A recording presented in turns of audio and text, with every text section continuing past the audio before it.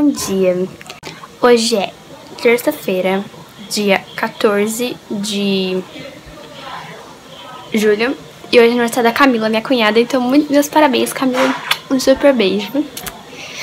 Eu mandei no Facebook e no Instagram, então... e eu tô... graças a Bruna, ela conseguiu conectar a internet no meu computador, que ela falou que aconteceu isso no computador dela também, e daí eu tô exportando, já ligando pras fãs, e se der tudo certo eu vou postar. A gente comeu um café americano hoje, deixa a foto aqui pra vocês.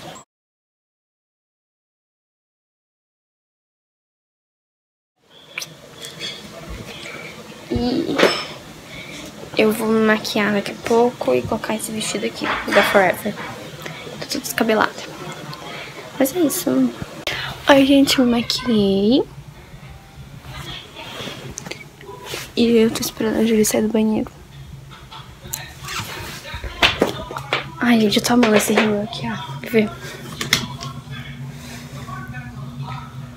Esse, muito bom. É qual que eu tô hoje.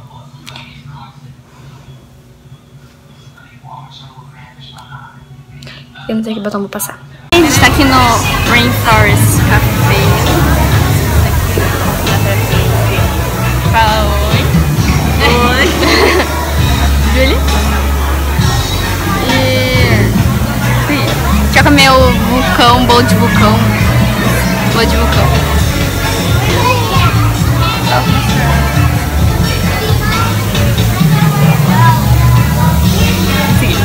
E olha os bancos ali, sempre de animais.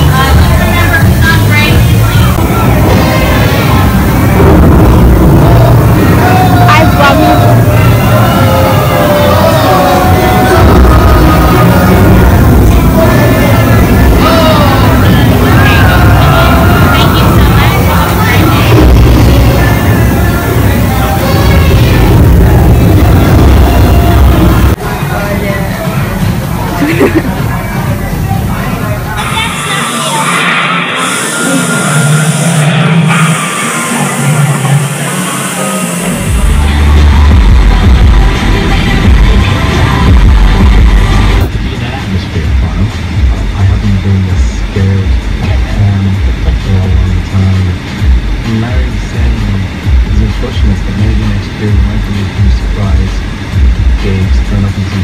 Gente, olha a situação do quarto aqui.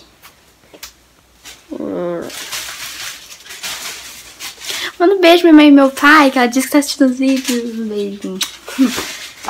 Então, a gente tá arrumando aqui. Júlia! Oi! Tá arrumando as coisas aí também? Olha a zona que tá aqui. Pois é.